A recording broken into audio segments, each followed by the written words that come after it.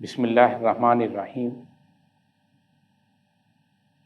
حضرت رافع بن خدیج رضی اللہ عنہ سے مروی ہے کہ حضور اکرم صلی اللہ علیہ وسلم نے سرخ رنگ دیکھا جو ظاہر ہو چکا تھا۔ آپ صلی اللہ علیہ وسلم نے اسے ناپسند فرمایا۔ حضرت انس رضی اللہ عنہ سے روایت ہے، فرماتے ہیں کہ حضور اکرم صلی اللہ علیہ وسلم نے ایک شخص پر زردی کے نشانات دیکھے تو اسے ناپسند فرمایا۔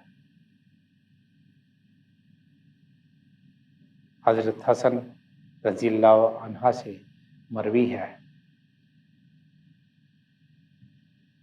کہ حضور اکرم صلی اللہ علیہ وسلم نے فرمایا، سرخ رنگ شیطان کی زینت ہے، شیطان سرخ رنگ کو پسند کرتا ہے۔